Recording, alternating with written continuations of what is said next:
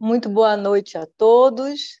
Sejam muito bem-vindos à série webinar Maio pela Prevenção e Controle de Infecções Relacionadas à Assistência à Saúde, promovido pela Associação dos Profissionais em Controle de Infecção Hospitalar em Pernambuco, a ACIP, com o apoio da Associação Brasileira dos Profissionais em Controle de Infecção e Epidemiologia Hospitalar, a ABIH.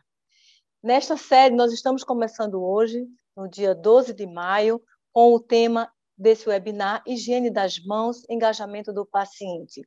No último dia 5 de maio, nós tivemos a comemoração do Dia Mundial de Higiene das Mãos, campanha protagonizada pela Organização Mundial da Saúde, cujo tema esse ano chama a atenção para a importância da higiene das mãos como estratégia para a segurança do paciente no âmbito da assistência à saúde e que instituições que prezam pela segurança, pela qualidade, que estimulam a higiene das mãos, quer seja por parte dos profissionais que atuam na área da saúde, por parte de pacientes, acompanhantes, engajando a todos nessa importante ação e que tem comprovada eficácia para a prevenção de infecções, não só relacionadas às assistências, mas prevenção de doenças infecto-contagiosas, de doenças infecciosas de uma forma geral.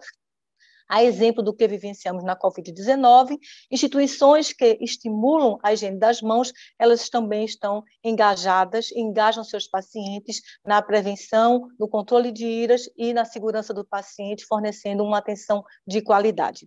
Para esta noite, nós vamos contar com duas palestrantes que hoje nós temos a grata satisfação de contar com duas enfermeiras que são profissionais de excelência nas suas áreas de atuação, e gostaria de parabenizar hoje pelo dia 12 de maio, que é o dia do enfermeiro, o dia da enfermeira, parabenizar que nós estamos aqui hoje, na verdade, comemorando neste webinar, fazendo uma homenagem a esses profissionais que tanto se dedicam a cuidar do outro, a cuidar do próximo.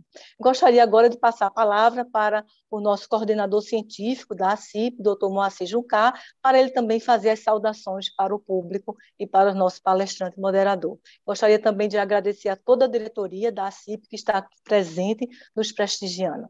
Obrigada. Com você, Moacir. Boa noite, Cláudia. Boa noite a todos. Realmente é um momento especial. É gratificante para a gente poder discutir um assunto tão importante, ainda mais numa data tão peculiar, né? Foi muito interessante esse dia, pelo grupo da enfermagem, pelas enfermeiras estarem tão envolvidas nesse tema tão importante para o controle de infecção, que é a higienização das mãos. Teremos aí o prazer, né, de contar com excelentes palestras de pessoas super qualificadas e que têm aí um conhecimento enorme em relação a esse tema. Acho que é importante que a gente faça esse contato aí, não só com os controladores de infecção, né, mas com todas as sociedades e todos os profissionais de saúde que lidam aí com o paciente dentro do ambiente hospitalar. Então, acho que a gente vai ter aí uma noite bastante produtiva diante de um tema tão importante. Muito obrigada, Moacir. E para dar início à nossa sessão, nós vamos apresentar a moderadora da sessão de hoje, desse webinar, Higiene das Mãos, Engajamento do Paciente, que é Josilene Cabral Coutinho Suassuna. Ela é enfermeira especialista em terapia intensiva adulto e pediátrica e maternidade segura, pela Fiocruz, e atua no Serviço de Controle de Infecções Relacionadas à Assistência à Saúde do Hospital das Clínicas da Universidade Federal de Pernambuco, filiado à Empresa Brasileira de Serviços Hospitalares, EBSER. Boa noite a todos, muito bem-vindos, aproveite essa sessão. Passo a palavra para você, Josilene, muito obrigada, e quero já agradecer também a presença de doutora Maria Clara Padovese aqui, e Josilene agora vai estar moderando e conduzindo toda essa sessão. Muito obrigada. Olá, gente, boa noite a todos, né? Assim, é um prazer falar de um tema tão importante, né, na prevenção das infecções relacionadas à assistência à saúde, né? Às vezes até um tema que se torna enfadonho, de tanto que a gente vem nos últimos tempos, na pandemia, falando sobre a importância dele. Porém, assim, a gente vai ver hoje, né, com a nossa colega, né, Maria Clara, de um ângulo diferente, né, onde o paciente ele passa a ter também um papel ativo, né, na própria assistência, né, e com isso, na própria higienização das mãos, né, não só desse paciente, mas familiares, né, os visitantes, e assim sucessivamente, não é? Nós já falamos muito a respeito da importância desse tema para os profissionais de saúde, né? Mas está na hora, na verdade, do paciente ser ativo no seu próprio cuidado, na sua própria assistência, não é?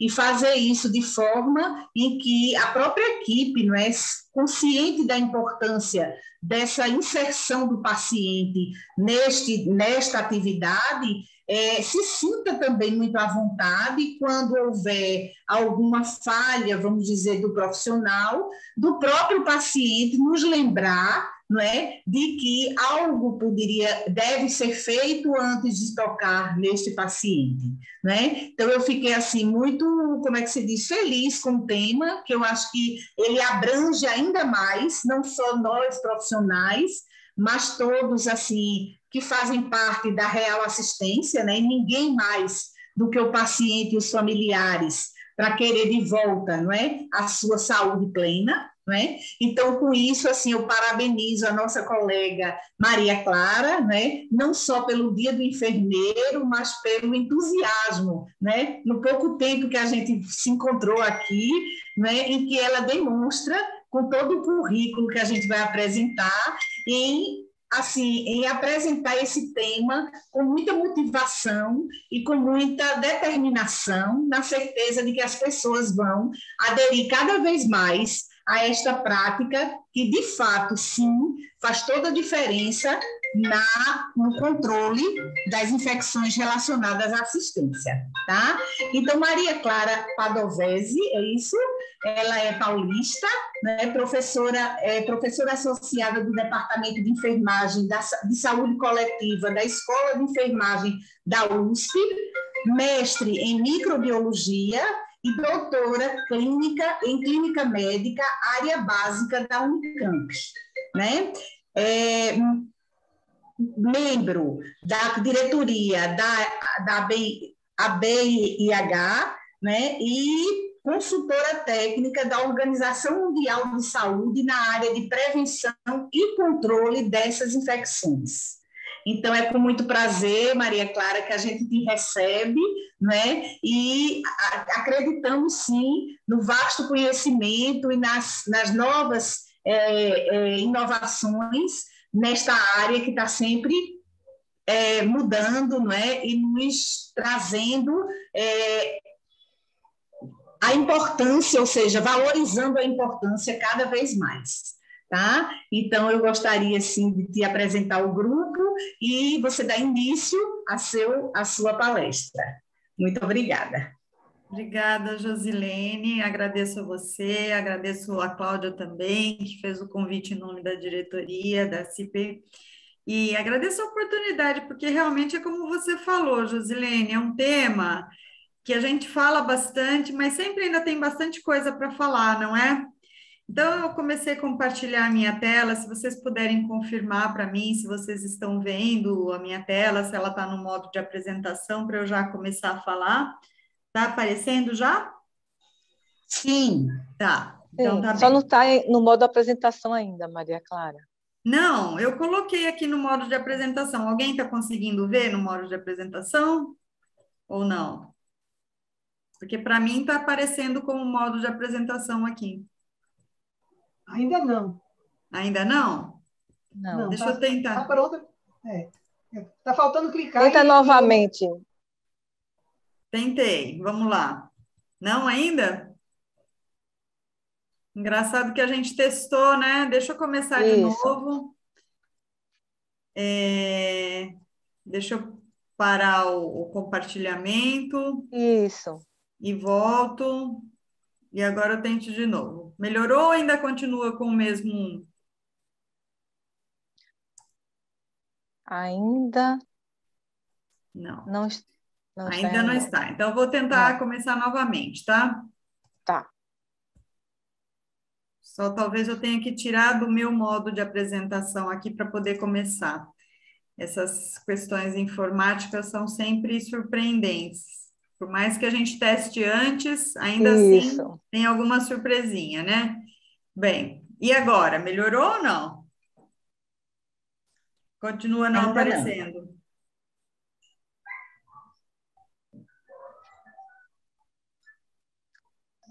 Nós podemos tentar.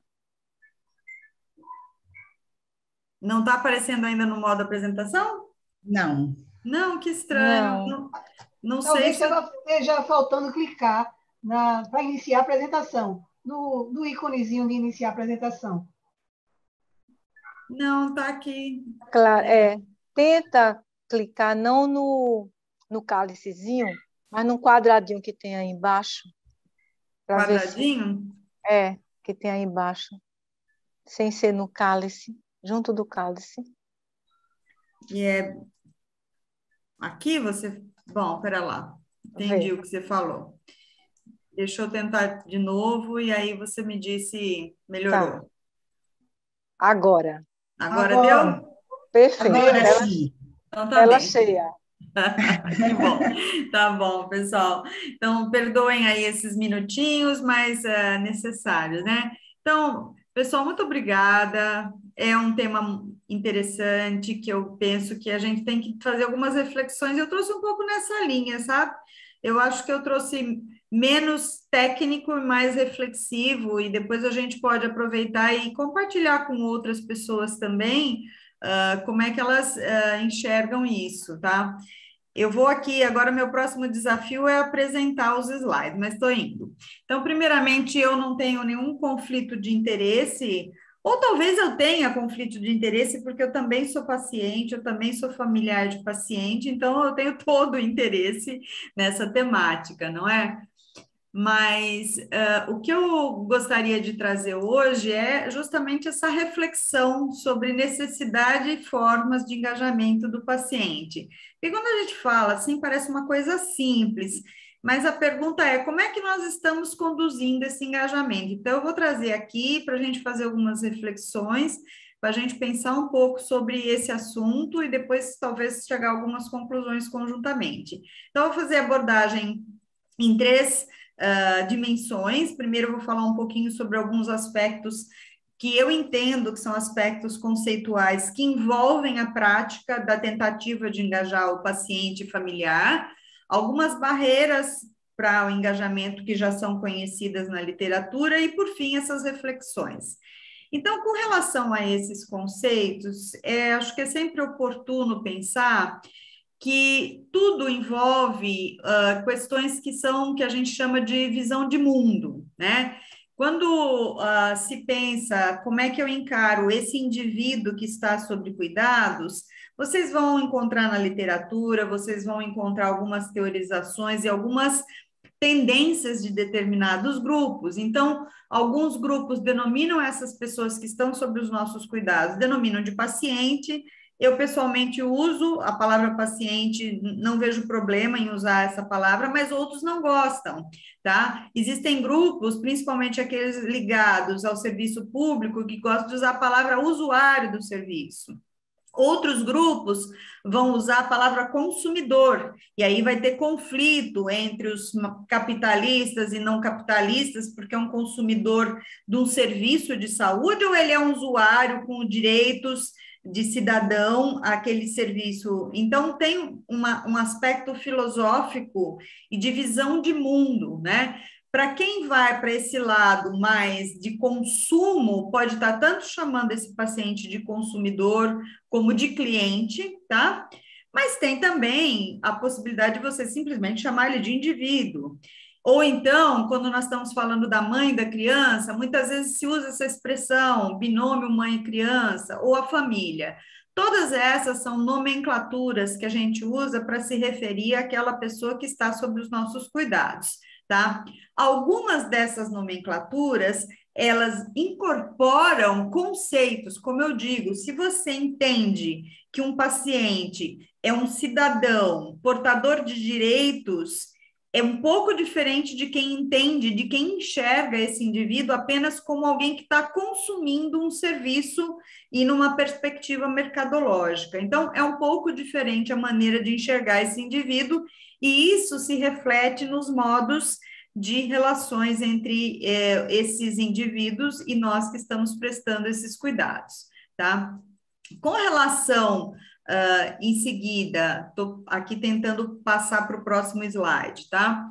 Com relação a própria nomenclatura de engajamento do paciente, vocês vão encontrar na literatura nomenclaturas distintas que talvez também tragam em si conceitos que envolvem como é que a gente está enxergando essa relação. Então, vocês vão encontrar a nomenclatura de colaboração, ou envolvimento, ou parceria. Em alguns lugares, vocês vão ler a palavra empoderamento, que em inglês seria o empowerment, tá? Outras vezes, o cuidado centrado no paciente e a palavra engajamento. Eu, pessoalmente, gosto da palavra engajamento. Tá? Eu acho que empoderamento, para mim, não é uma palavra muito interessante, porque envolve relações de poder, que é justamente o que a gente quer quebrar, né? Porque o que a gente tem hoje são relações de poder muito estáticas, nas quais o indivíduo que está sob nosso cuidado tem pouco poder em relação ao processo do cuidado que envolve ele mesmo, tá? E isso, então, esses nomes, eles, para além das questões da língua portuguesa ou da língua inglesa, porque são também nomenclaturas diversas que a gente encontra na literatura, refletem, como eu disse para vocês, visões de mundo, tá?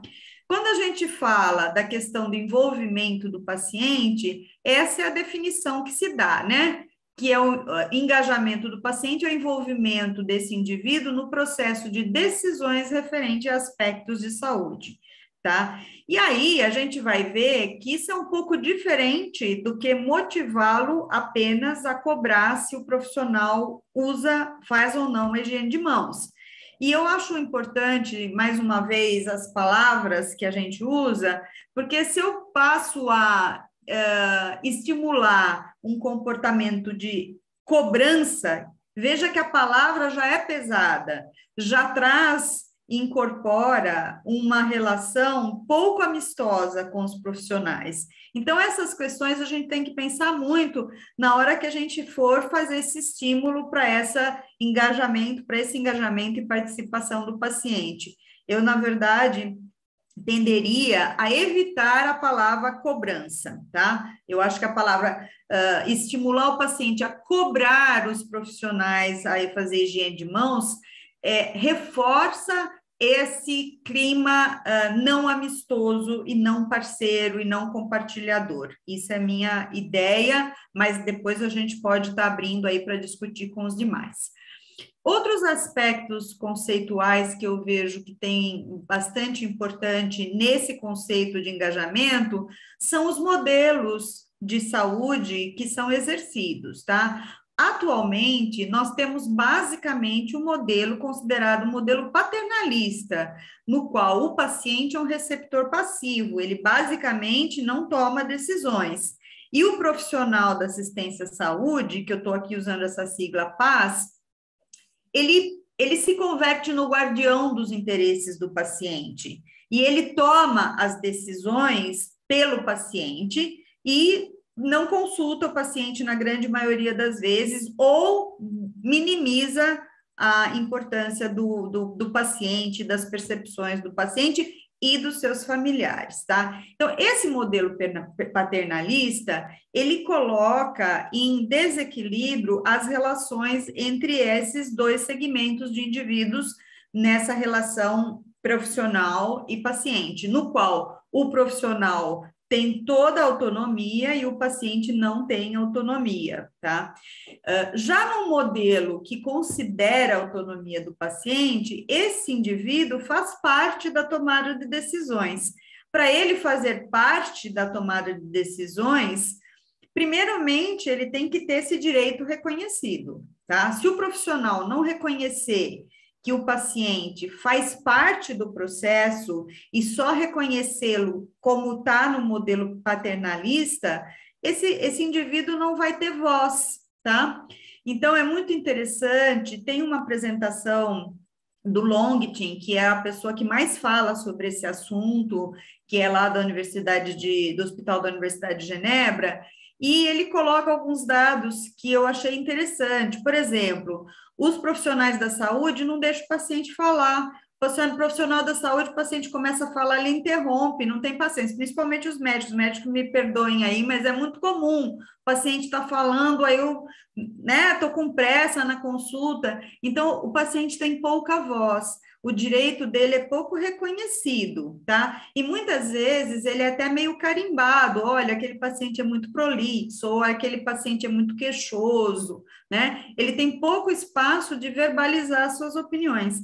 Como é que a gente vai esperar que ele possa ter uma ação proativa na questão da higiene de mãos, se ele pouco tem espaço para verbalizar suas opiniões e fazer as suas contribuições em todos os outros aspectos que envolvem a assistência a ele delegada? Então, eu gostaria de trazer essa reflexão. A gente não pode transferir para o paciente a responsabilidade de cobrar a higiene das mãos e deixar todo o resto dele de autonomia de fora. Ou a gente entende o paciente fora desse modelo paternalista, tá? Ou a gente fica no modelo paternalista e também não dá essa responsabilidade dele de fazer uma atribuição que é a de, entre aspas, eu estou pondo bem entre aspas, cobrar a higiene de mãos ou perguntar sobre higiene de mãos.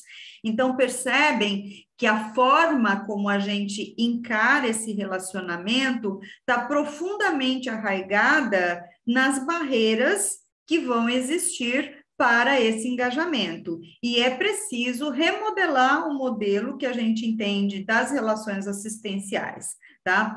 Agora, a recomendação da Organização Mundial de Saúde sobre engajamento do paciente considera, óbvio, como a Josilene acabou de falar, que o paciente é o maior interessado em sua saúde. E isto é verdade. Resta saber se é assim que os profissionais estão enxergando a coisa, porque, como eu disse, os profissionais querem ter o controle, tá?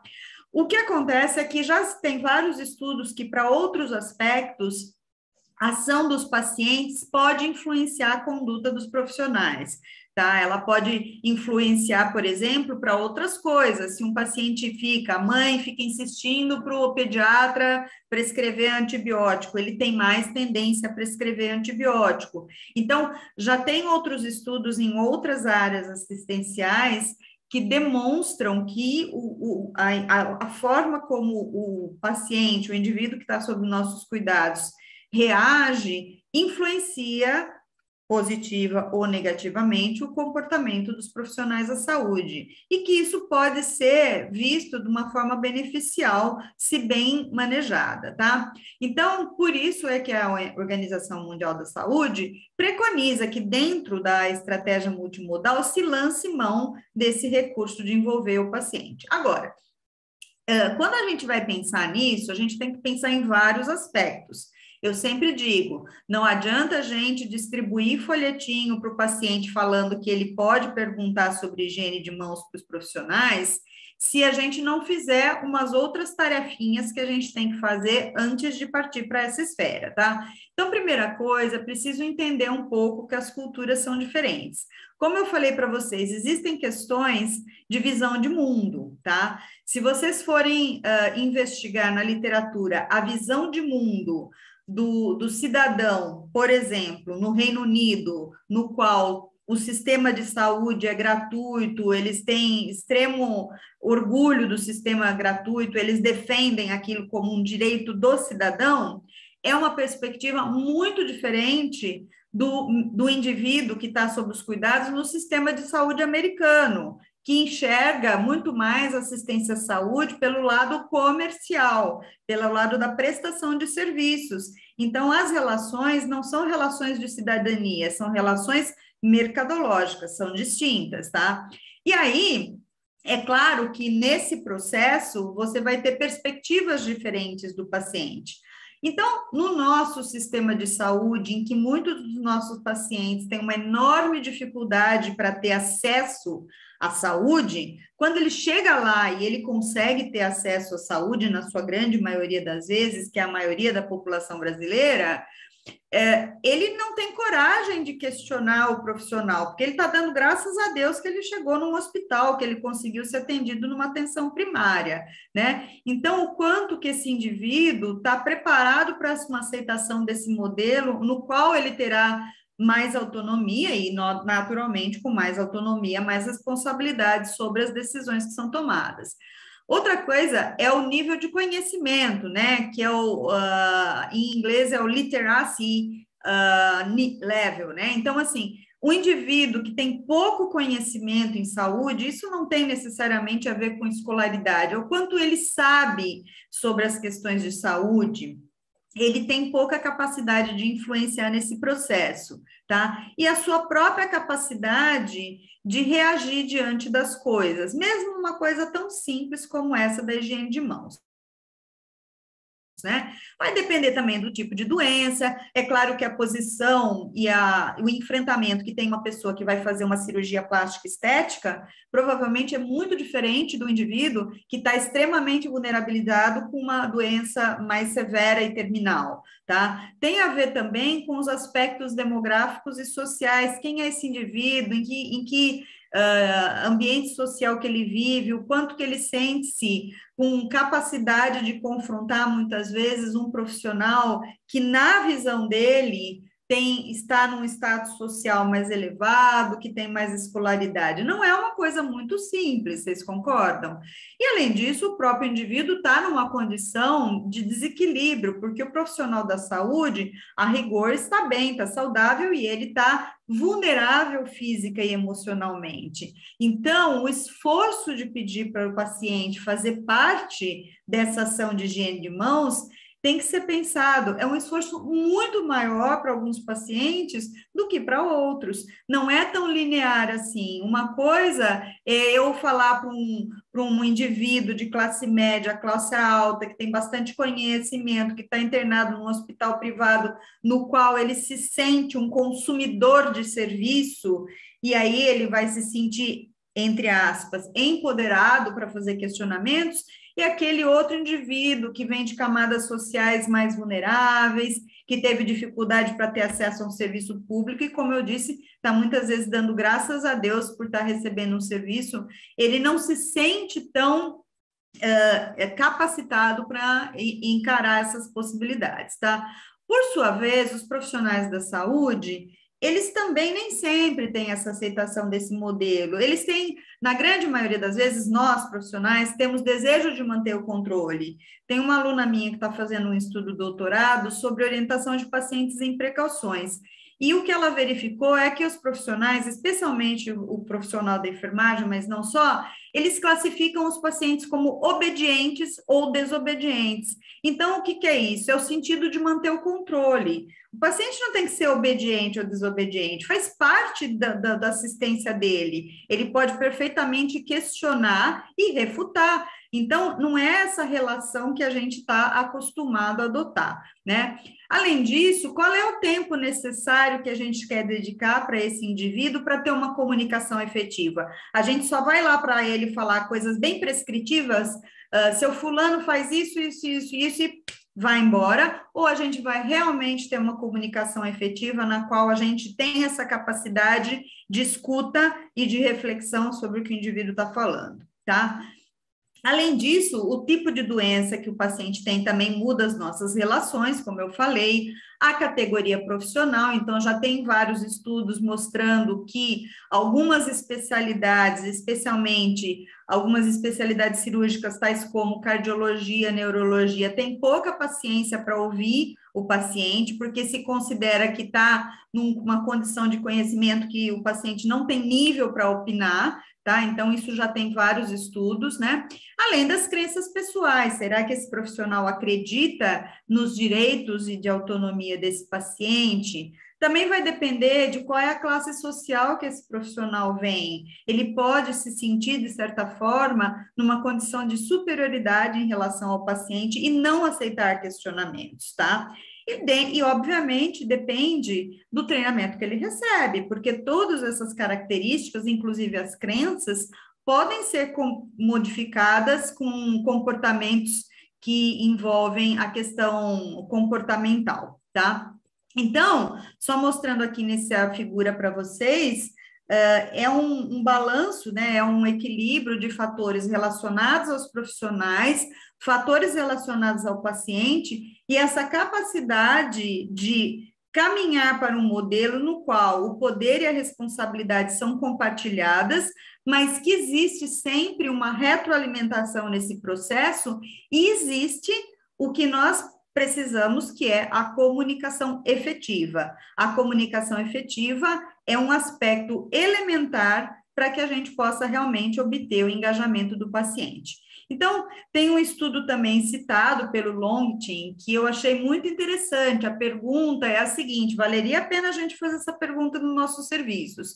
Como é que você se sente se um paciente pede para você lavar as mãos? 67% entre 185 respondentes responderam que, no mínimo, uma dessas percepções negativas. Ou se sentiram humilhados, ou envergonhados, ou culpados, ou aborrecidos, ou se sentiram questionados na sua competência, ou com medo de afetar a sua reputação, né? Então, aqui, praticamente, o paciente questionou se ele lavou a mão, daí ele tem vontade de chorar, ou ele tem vontade de bater, alguma das duas coisas ele tem, né?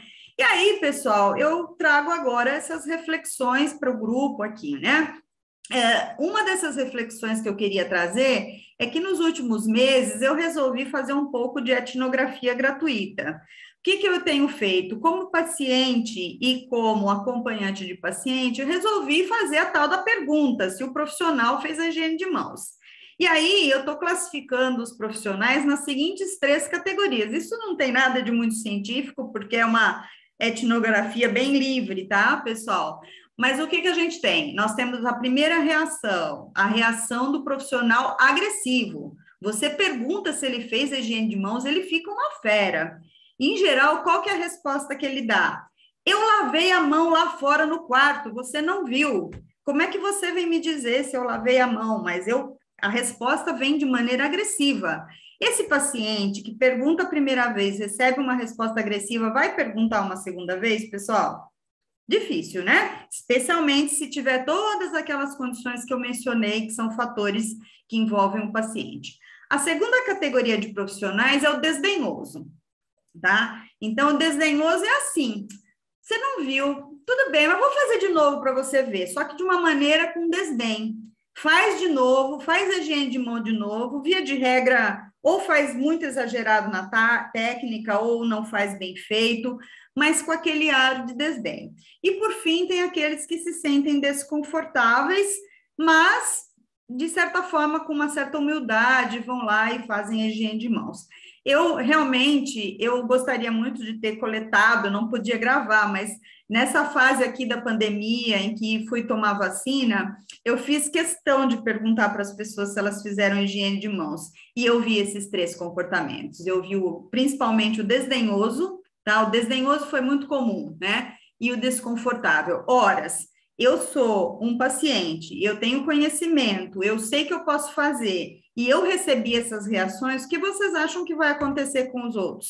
O que é que vocês acham? É lógico que eu não cheguei lá com um crachazinho de controle de infecção, né? Mas dá para ter uma ideia. Por isso que eu falo, a gente tinha que experimentar um pouco, né? Então, assim, pensem bem, para a gente fazer programas de engajamento de pacientes, se a gente tem muitos pacientes que relutam sobre questionar sobre a higiene de mãos, e, ao mesmo tempo, nós temos muitos profissionais que têm percepção negativa de que o paciente fica questionando não vai ajudar e eles têm uma reação negativa. Será que é o fim dessa ideia? Será que a gente não tem como avançar nessa ideia?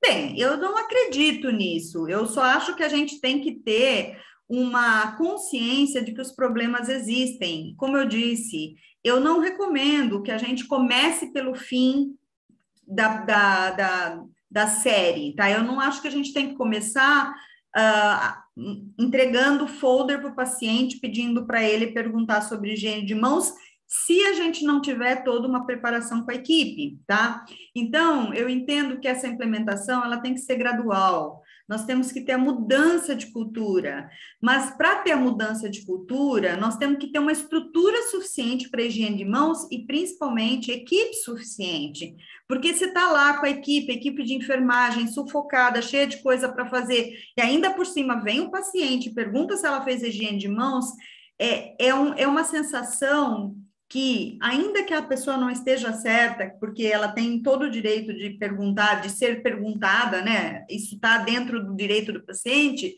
isso cria um desconforto, tá? Então, a gente tem que ter essa estrutura, a gente não pode ignorar isso aí. Higiene de mãos depende de estrutura, e a estrutura não é só recursos para higiene de mãos, é número de pessoas para trabalhar, é gente qualificada, tá? Então, antes de focar no estímulo ao paciente, foca primeiro em mudar o comportamento dos profissionais e tentar entender e tentar fazer abordagens mais qualitativas com esses profissionais para compreender o quanto eles aceitam que o paciente faça esse questionamento. Senão a gente vai ter essas reações que eu falei para vocês, é o agressivo, é o desdenhoso, é o desconfortável e a gente não vai conseguir caminhar, tá? Eu trouxe aqui essas duas figuras porque elas têm a ver com essas relações, com esses significados que a gente tem com relação aos profissionais de saúde, particularmente isso aconteceu nessa pandemia, e como muitas vezes a interpretação social, ela é o imaginário bonito, mas a prática não chega nisso aí. Então, essa primeira imagem aqui do lado da esquerda é uma figura que ficou bastante famosa em 2020, que foi o Banksy, no Reino Unido. Ele é um pintor de mural, é um grafiteiro internacional, e essa figura rodou o mundo, né, como a enfermeira sendo um herói, como se fosse um bonequinho da Marvel, um He-Man, alguma coisa assim. Então, ele deixa de ter outros heróis e incorpora a enfermagem como um dos heróis por conta da pandemia.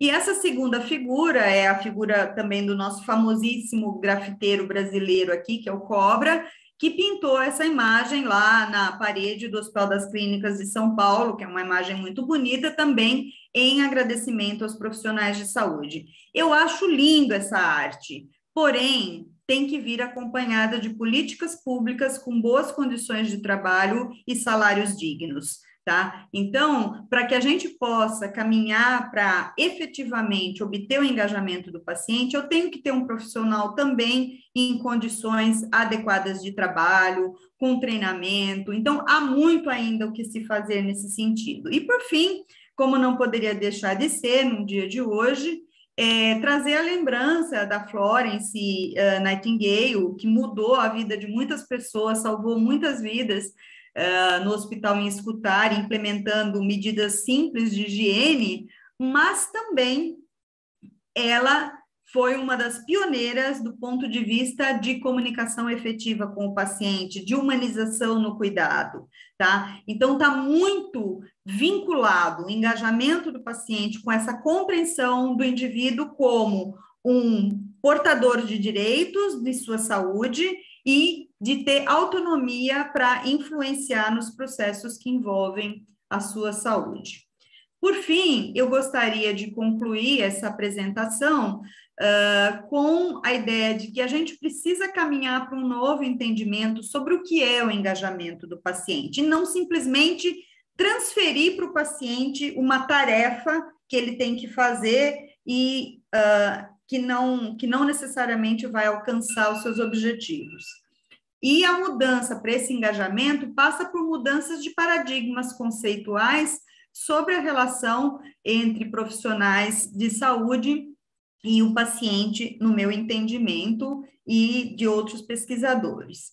E essa mudança começa por nós mesmos, né? Eu não sei se algum de vocês que são, porque a gente falar de higiene de mãos é pregar para convertidos, quando a gente está falando para pessoal de controle de infecção. Eu gostaria de saber se alguém aqui teve uma experiência de ser questionado se fez a higiene de mãos e como se sentiu, tá? Porque não é tão simples assim, e eu acho que a gente precisa ir para essa prática e ver como é que são, e passa pelo campo dos sentimentos, das crenças, das questões culturais, sociais e até mesmo políticas, porque quando a gente está falando de condições de trabalho dignas, a gente está falando de políticas públicas, tá? E é isso, muito obrigada, espero ter ficado dentro do meu tempo. Ficou exatamente dentro do seu tempo. Eu já ia finalizar, mas você concluiu perfeitamente no tempo disponível. Bom, gente, eu gostaria, né, de agradecer as reflexões tão bem propostas nesses slides que a nossa Maria Clara fez, né? É o que eu costumo fazer nas recentes apresentações, é que... Deixa eu ver aqui.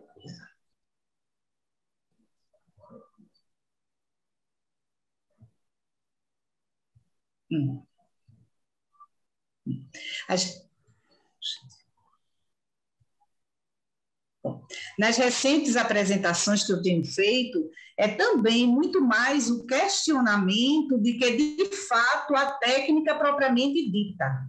Logicamente, nós não estamos desmerecendo, não é, a técnica, mas muito mais conscientizando a importância de, né? E aí a gente inclui todos os profissionais da equipe multidisciplinar da instituição de saúde e também os pacientes e familiares, né, acompanhantes, certo? Então, assim, você fez uma pergunta a respeito, não é, de se alguém havia sido abordado, e eu tive a honra de ser abordada, não é, a respeito de se eu havia higienizado as mãos. Né? Assim, nem todas as enfermarias do nosso serviço ela tem pia com água, sabão, papel toalha, mas a gente tem o acesso ao álcool gel, né? Então a gente tem a cada 2 enfermarias o álcool fixado. Seria ideal que a gente pudesse ter para todos, né? Cada vez mais próximo ao leito do paciente, mas ainda é um pouco distante da nossa realidade. Mas, assim, no trabalho com os colegas, no trabalho com os demais profissionais de saúde, a gente tem se detido muito a essa aceitação da participação ativa desse paciente.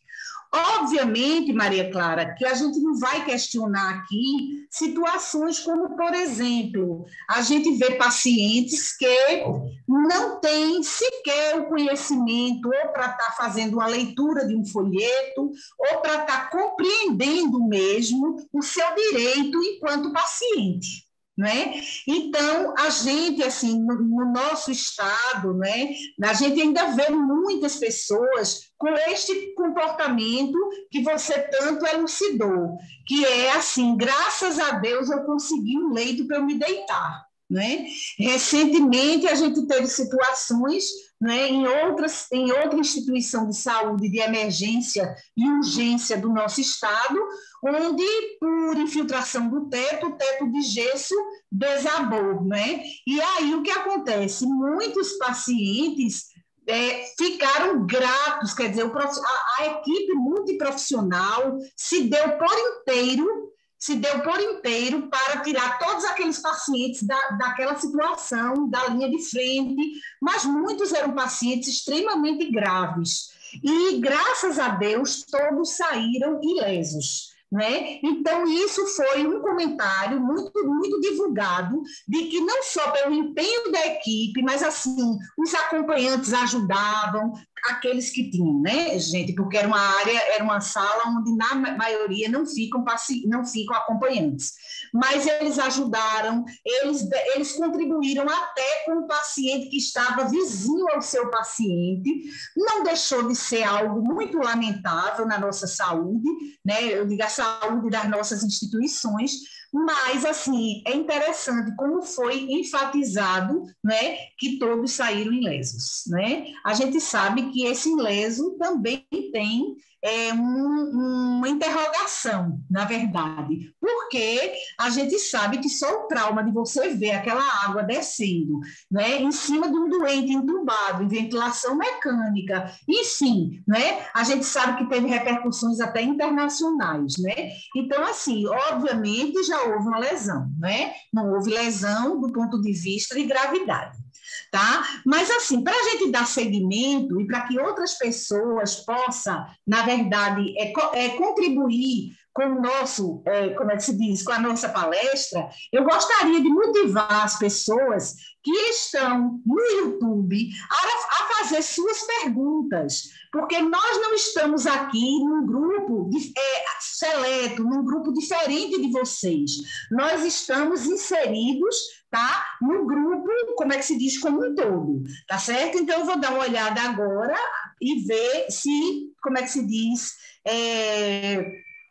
vai haver alguém que gostaria de fazer, neste momento, tem alguém já disposto a fazer uma pergunta, que é a doutora Cláudia Vidal. Né? Então, eu gostaria de passar a palavra a ela. Obrigada, Josi. Parabéns, Maria Clara. Muito pertinente, né? Tudo que você trouxe hoje aqui de revisão e de reflexão. Muito interessante essa questão das diferentes visões e, consequentemente, estratégias distintas para o engajamento dos pacientes. A literacia em saúde para a população, eu acho que é uma ferramenta essencial para se pensar em engajamento, mas o que nós percebemos é que nós temos um caminho muito longo a percorrer para mudanças de paradigmas, que vão envolver tanto pacientes como profissionais. Aí, neste contexto, eu queria só que você tentasse enumerar ou resumir quais seriam as principais estratégias que você enxerga para o engajamento dos pacientes, não apenas no processo de higiene das mãos, mas nas práticas de segurança como um todo, que a gente pode extrapolar também para as práticas de segurança como um todo. Obrigada, Cláudia.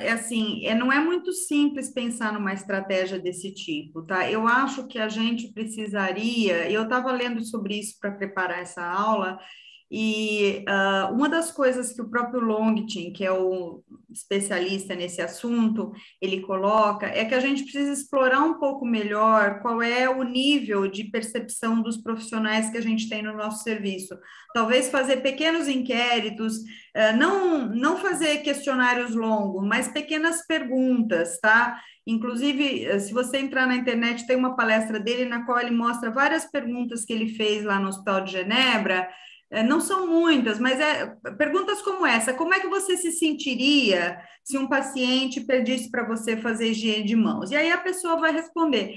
Eu acho que é um bom começo, porque a gente precisa entender um pouco como é que os nossos profissionais se sentem antes de ficar impondo para eles uma situação de desconforto. Isso eu acho que é uma coisa. A outra coisa, eu acho que é fundamental, é ter estrutura para higiene de mãos, né? Sem estrutura, não tem como você seguir aqueles 5 momentos da OMS, pessoal. Tem que ter no ponto de assistência. Então, é uma batalha para hospitais públicos, isso aí é uma batalha. Tem ali algumas dificuldades, mas tem que ter o produto alcoólico perto do leito do paciente. Eu acho que isso... Eu sei que eu estou falando coisa que você está cansada de saber, né, Cláudia? Mas você me falou em termos de estratégia. Agora, eu acho que o tipo de abordagem que a gente tem que fazer com os nossos profissionais não pode mais ser a abordagem clássica de colocar todo mundo numa sala de aula e dar aula sobre higiene de mãos. Isso não emplaca. Isso não emplaca com médico, tá? Não emplaca.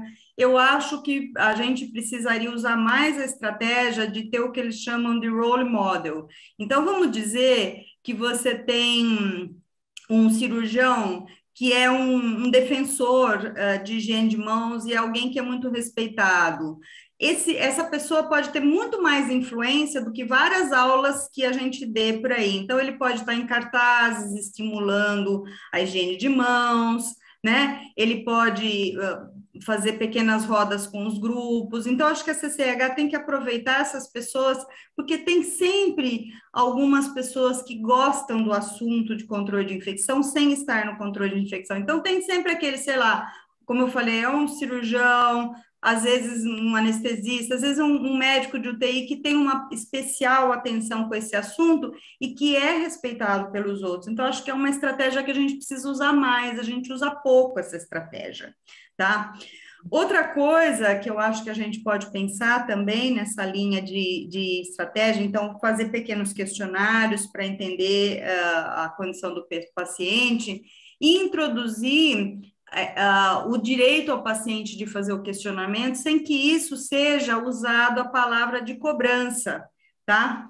Então, eu acho que tem que tirar a palavra cobrança do nosso vocabulário, né? Só assim, olha, você fique à vontade, você pode perguntar, não se sinta culpado, né? Então, acho que você tem direito a perguntar, né? Então, eu acho que é isso aí que eu pensaria, tá? Mas certamente tem outras estratégias mais que podem ser usadas. Excelente, Maria Clara. Então, assim, a primeira coisa que você falou é uma autorreflexão, né? Levar os profissionais a fazer uma autorreflexão.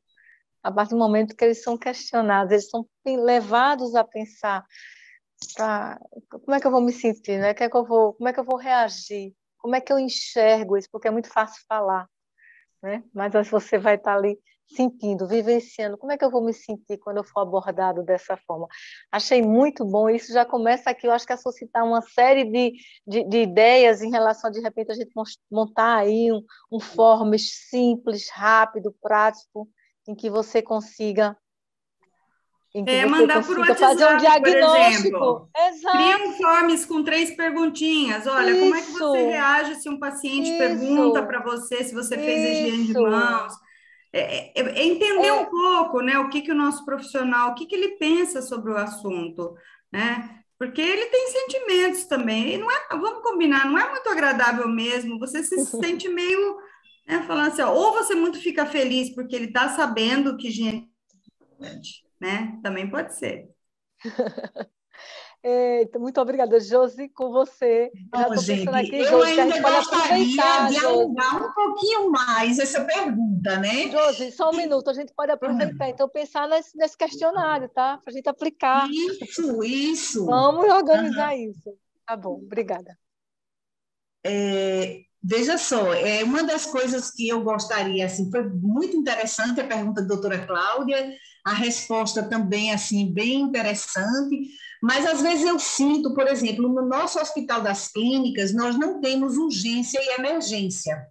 Então, talvez uma ideia, e isso eu estou abrindo a opinião do público, era que a gente pudesse ter realmente aquelas reuniões com pacientes e acompanhante, respeitando as limitações dos mesmos, para que a gente ouvisse um pouco esse paciente, né? E quando a gente fala do cuidado, da prevenção das iras, e a gente ainda aborda situações ainda maiores, né? A gente vê, por exemplo, a questão de cuidados paliativos. Às vezes, por exemplo, essa família ela não tem nem sequer o conhecimento do que é o cuidado paliativo. Ela acha que o paciente vai sofrer uma eutanásia, né?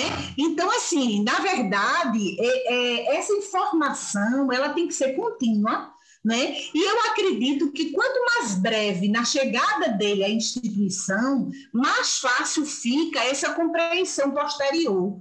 Porque, às vezes, esse paciente, que não era um paciente que estava em precaução, torna-se um paciente colonizado, agora, por um micro-organismo multidroga resistente, vai entrar em precaução, e aí esse paciente ele já tem alguma coisa que veio lá da entrada dele do hospital. Então, ele não é pego tão de surpresa, ele não é pego de uma forma tão, como é que eu posso dizer, inesperada. Por que até ontem meu paciente estava fazendo tudo, caminhando no corredor, ninguém usava nada para chegar junto dele, e agora a equipe está fazendo tudo isso. Então, eu acho que isso se complementaria, né, iniciaria com a higienização das mãos, mostrando a ele, né, o quanto isso vai minimizar o tempo de internamento, né, o quanto vai minimizar as complicações que podem ser advindas da hospitalização, né, e aí uma série de coisas que podem vir ao longo do período em que ele passa hospitalizado. Então, eu penso que realmente essa proposta, né, talvez seja uma ideia, porque eu sinto que a gente falha muito nesse início, e eu ainda acho que nós, profissionais, ouvimos pouco, sabe? Às vezes, eu fui muitos anos de uma unidade de pediatria, onde eu ouvia assim, uma criança com paralisia cerebral, aí a mãe, assim, com toda a dedicação do mundo, ou seja, a vida dela era aquela criança. Durante os anos que aquela criança passou com vida, ela dedicou-se, que ela deixou a vida dela para viver a vida daquela criança. E às vezes eu via o profissional dizer assim, está na hora dessa criança descansar, já sofreu muito. Mas para aquela mãe, aquela criança tinha um simbolismo e tinha uma importância que ia além de todo e qualquer julgamento, de qualquer que fosse o profissional. Então, será que nos cabe sozinhos decidir o destino daquele enfermo, daquele paciente? Né? Eu também gosto muito da palavra paciente. Né? Então, assim, isso é uma coisa que eu, às vezes, bato muito de frente, porque a gente respeitar a opinião do outro, mesmo que seja divergente da nossa, é uma grandeza, né? Então, assim, nem todo mundo tem que ser Maria Clara, nem todo mundo tem que ser uma doutora Cláudia Vidal, né? E os conhecimentos também são muito diversos, a gente pode até tentar, na verdade, convencê-lo do contrário, como é que eu posso dizer... ser sensível como é que se diz, aquela causa que está sendo abordada, sem deixar com isso que as coisas fiquem na mesmice, não é? Porque eu terminei sem dizer como eu recebi a informação sobre a questão de quando eu fui abordada. Eu me senti muito alegre, porque pela primeira vez eu vi um paciente dono de si, questionando o que é que vai ser feito comigo? Porque às vezes você chega com material de acesso venoso, fura o paciente e as pessoas ainda estão lá atrás com dificuldade de explicar o que é que vai ser feito. Às vezes o paciente vai fazer uma medicação e pergunta que remédio é esse? Aí a enfermagem fica, eu posso dizer qual é a droga que vai fazer? Entendeu? Quando, na verdade, isso é um direito, gente, do paciente saber aquilo que está sendo feito. Até porque ele pode, numa anamnese, ter esquecido de dizer que era alérgico e na hora que você vai fazer a medicação, ele lembrou que era alérgico exatamente àquela medicação. Né? Então, veja quantas coisas a gente pode prevenir. Né? Obviamente, eu fugi ao tema, mas mostrando que a higiene das mãos está na mesma condição. E é uma coisa tão simples, na verdade, do ponto de vista de recursos materiais, é tão básico, não é? Se a gente for ver a questão de custos hospitalares com antibióticos de última geração, a gente vê que um material para a higienização das mãos é absolutamente nada naquele contexto. Tá? Josi, então, eu acho que tem uma pergunta aí ainda doutora Marta Romero. Doutora Marta Romero, ela faz uma pergunta à Maria Clara, qual sua experiência do envolvimento dos gestores no movimento de engajamento do paciente na sua assistência? Então, essa é uma pergunta ótima. Eu, pessoalmente, não tenho experiência, tá? Mas eu trago aqui experiência de outras colegas, isso principalmente em hospital privado, não conheço experiência específica de hospital público, faz toda a diferença, porque é o gestor que vai fazer que vai oportunizar essas condições para o profissional, né? Então, o engajamento do paciente, ele passa pelo engajamento do profissional primeiro, e o engajamento do profissional passa por condições de trabalho, né? Então, o gestor é ponto-chave. Como eu falei, eu não acho que a gente tem que começar pelo fim da ponta, a gente tem que começar pelo começo, tá? Então, acho que é uma estratégia importante, sim. É verdade. Uhum. Alguém mais, gente, quer fazer pergunta? Um tema tão importante, uma pessoa tão conhecedora do tema, que pode tanto nos ajudar. Não surgiu mais nenhuma pergunta. Bom, gente, então, em virtude da hora, para a gente seguir mais ou menos o cronograma que foi feito pela webinar, eu gostaria demais de agradecer todos os participantes, todos que estiveram com a gente, para ouvir a brilhante exposição da nossa Maria Clara. né? O quanto ela veio para suscitar, como é que se diz, novas ideias, né? Para trazer novas reflexões e para talvez mudar a nossa abordagem, né? E que dessa forma a gente realmente consiga atingir no paciente uma assistência ativa, né? Onde ele possa, de fato, participar de tudo que lhe é ofertado pelos serviços, não só públicos, mas como privados. Tá? Então, eu gostaria de agradecer, como moderadora, a grande oportunidade que tive e talvez o doutor Moacir, não sei, ele abriu a câmera, não sei se ele gostaria de dar alguma como é que se diz, algum desfecho, fica aberto a todos vocês, tá? E os meus sinceros agradecimentos. Oi, Josi, obrigado. Então, só queria agradecer aí a excelente apresentação, acho que foi bastante gratificante e complementa, né, nosso dia a dia de trabalho em prevenção, em ensinamento, em educação aos profissionais de saúde, e esse envolvimento dos pacientes, dos familiares, dentro desse cuidado, é fundamental. Realmente um tema extremamente importante nessa data tão importante para a gente também como profissional de saúde. Então, obrigado, boa noite para vocês e parabéns. Obrigada, Moacir. Eu quero mais uma vez agradecer a Josilene pela excelente moderação. Então, da mesma forma que Maria Clara é entusiasmada, você também é entusiasmada, né, Josilene, com o tema. Por isso que essa combinação hoje aqui, ela foi muito feliz, ela foi de extrema valia, eu acho que para todos que estamos aqui assistindo. Muito obrigada, Josi, muito obrigada, Maria Clara. Eu queria, Maria Clara, que você quisesse dar uma palavra final para o público que nos assiste, para todos nós, por favor. Obrigada, Cláudia. Minha palavra final realmente é que a gente tem que levar esse entusiasmo para o controle de infecção e não se deixar abater pelas dificuldades que a gente enfrenta no caminho. Em especial nós que trabalhamos em serviços públicos, o que não falta é desafio, mas a gente tem essa convicção de que o trabalho que a gente faz está salvando muitas vidas, né? Então, a gente, como eu sempre costumo dizer, a gente às vezes não está lá no pronto-socorro salvando uma pessoa, mas a gente salva no atacado e não no varejo, porque o controle de infecção aborda todo o hospital, todos os serviços. Então, eu acho que a gente não pode perder o entusiasmo. Se a pessoa perder o entusiasmo, é melhor não ficar no controle de infecção, porque arrasta todo mundo para baixo, né? Então tem que ter entusiasmo. E esse é mais um desafio aí, né? Engajamento do paciente, tudo que vem junto com as necessidades para isso. Muito obrigada, Cláudia. Foi um prazer. Obrigada, Josilene e Moacir e demais aí da diretoria. Muito obrigada, Maria Clara. Bom, alguém da diretoria gostaria de falar, de passar alguma mensagem antes da gente encerrar?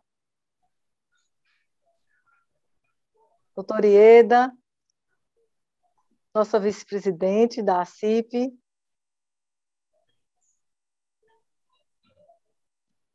Na realidade, parabenizar Maria Clara, já mandei para o zap dela pessoal, é um tema realmente de muitas reflexões. Eu acho que a gente vai dormir com muitas tarefas, muito difícil, principalmente para nós de serviço público. Mas é um tema desafiador, Maria Clara. Você planta uma sementinha a mais aqui no que a gente tem que trabalhar em benefício dos nossos pacientes. Muito obrigada. Então, com isso, nós vamos encerrar. Gostaria de agradecer a presença de todos da diretoria da ACIP, a presença da palestrante, doutora Maria Clara Padovese, a presença da moderadora, doutora Josilene Suassuna, e agradecer a todo o público que ficou conosco até o momento, e também agradecer a nossa equipe de apoio, né? Ao Carlos, Niemeyer e toda a sua equipe. Muito obrigada, e não percam o próximo webinar. Esta é uma série de webinar que teremos na próxima quinta-feira também, um outro tema bastante importante que vai falar sobre quais as lições aprendidas com a pandemia. Não perca, em breve estaremos divulgando o nosso webinar do dia 19 de maio. Muito obrigada.